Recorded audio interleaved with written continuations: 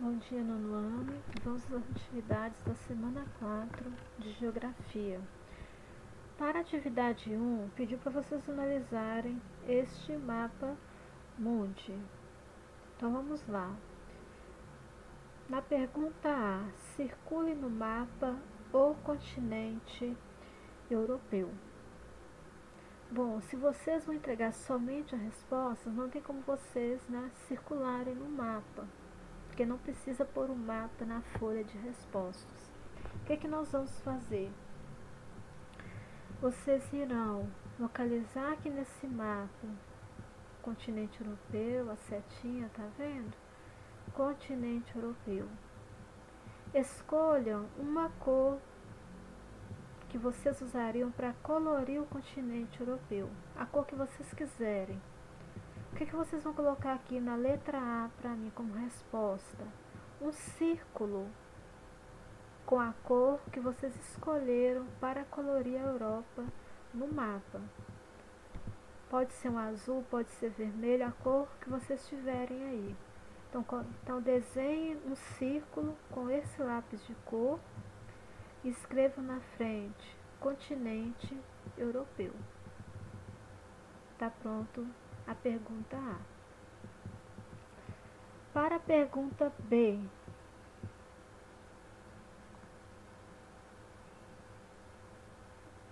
a partir da localização do continente europeu, de que forma esse mapa poderia ser usado para legitimar a hegemonia europeia? O que é hegemonia europeia?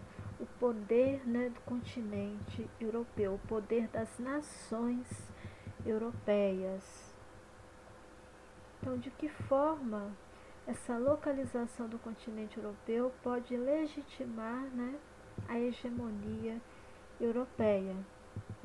Nós sabemos que qualquer mapa,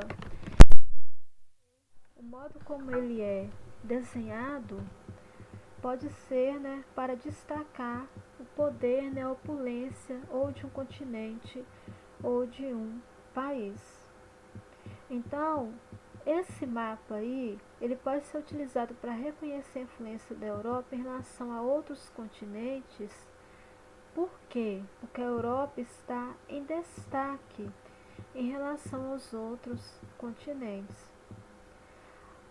A Europa parece estar muito maior, que a América do Sul,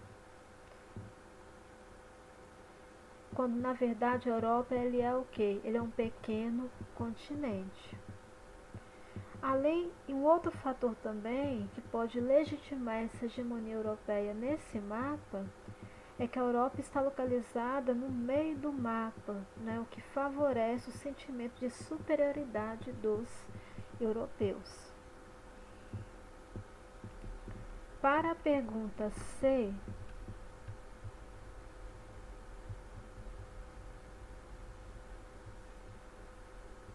quais continentes você escolheria para colocar no centro do planeta, no centro do mapa, para alterar a hegemonia europeia? Essa resposta é bastante pessoal, tá? Vocês escolham quais continentes ou qual continente vocês queriam colocar no centro do mapa mundi aí. Não tem que desenhar o mapa mundi na folha de respostas, só escrever o nome dos continentes que vocês poderiam colocar no meio do mapa. Atividade 2.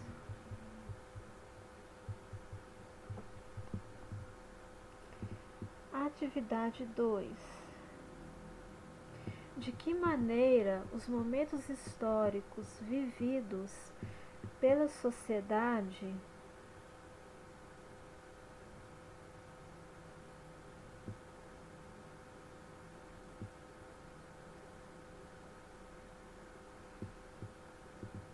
interferem no espaço do globo terrestre? De que maneira o mundo já foi dividido?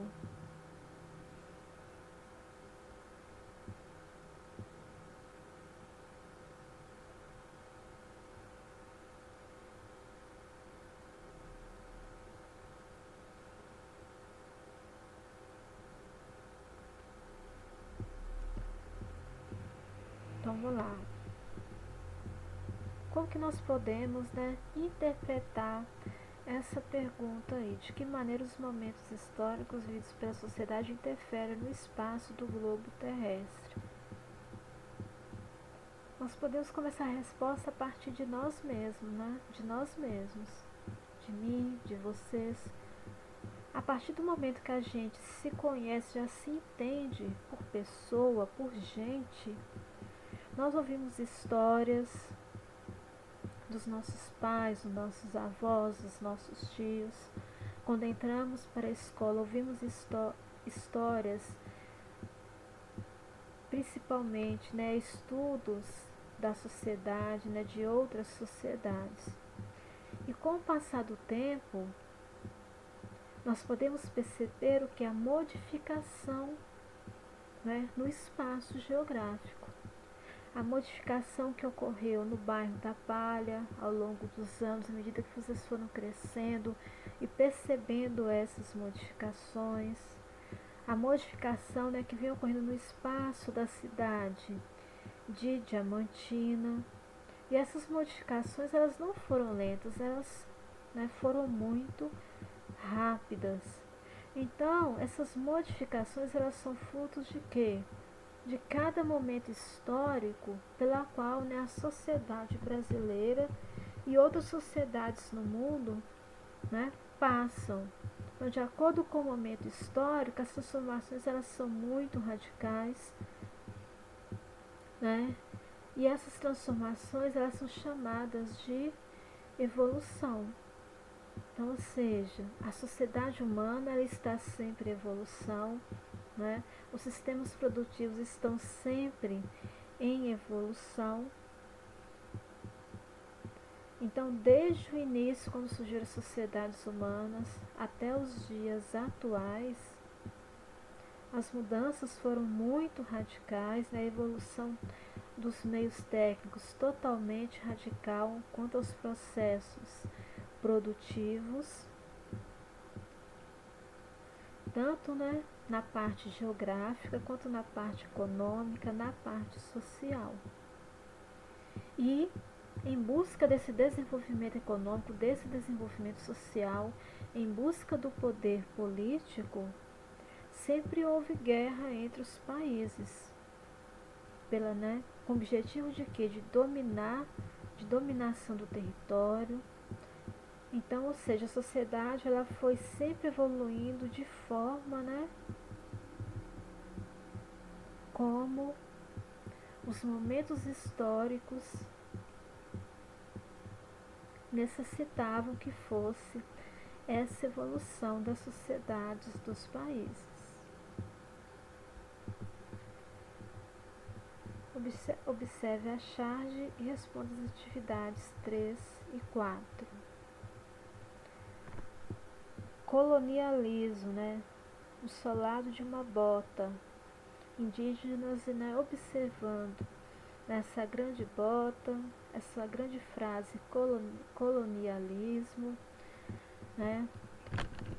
Uma nau portuguesa, bem ao fundo ali, né, nas águas oceanas. Atividade 3. Qual a relação estabelecida entre os povos que estão, né, sendo mostrados na charge? Quem são esses povos? A bota com a frase colonialismo vai ser referente a qual povo, né? Ao colonizador português. E quem seria os colonizados? Os povos indígenas. Então, qual a relação estabelecida entre esses povos aí? A relação de colonização pela metrópole portuguesa sobre os povos indígenas que viviam no Brasil. Quem são esses povos? Os colonizadores são portugueses e os povos que seriam, né, que foram colonizados são os povos indígenas.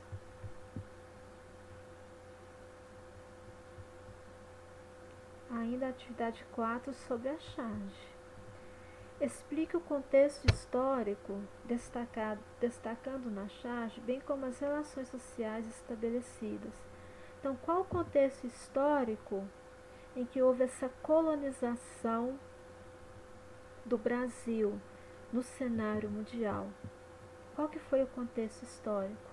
O contexto das grandes navegações marítimo-europeias, que se intensificou entre os séculos XIV e século XVI.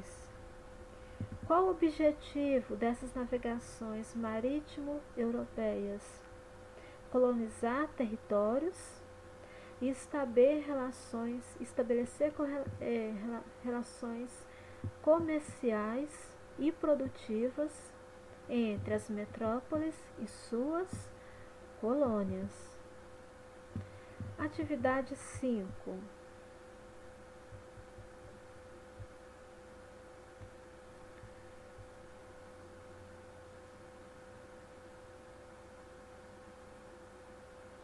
Atividade 5. Na perspectiva geográfica, qual o meridiano que divide a Terra em Oriente e Ocidente, ou seja, leste e oeste? Escreva a qual ou quais porções pertencem cada continente. Então, para facilitar, vamos ao mapa da questão anterior para responder a atividade 5, tá, gente? Vamos usar o mapa para responder a atividade 5. Qual linha é usada para separar o mundo em Ocidente, que está a oeste, e Oriente, que está a leste? Resposta: meridiano de Greenwich. Então, quais partes continentais estão nos hemisférios ocidental e oriental? Então, vamos lá.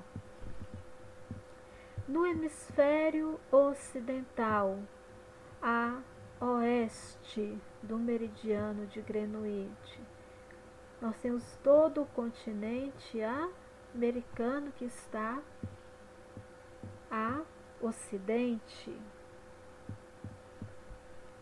Uma outra parte também continental que está no hemisfério ocidental, o extremo oeste da África e o extremo leste da Europa, também no hemisfério ocidental. Hemisfério oriental. Quais continentes se encontram? A maior parte do continente europeu, todo o continente asiático, a maior parte do continente africano e todo o continente da Oceania. Então, no nono ano, a gente termina aqui as atividades da semana 4 de Geografia.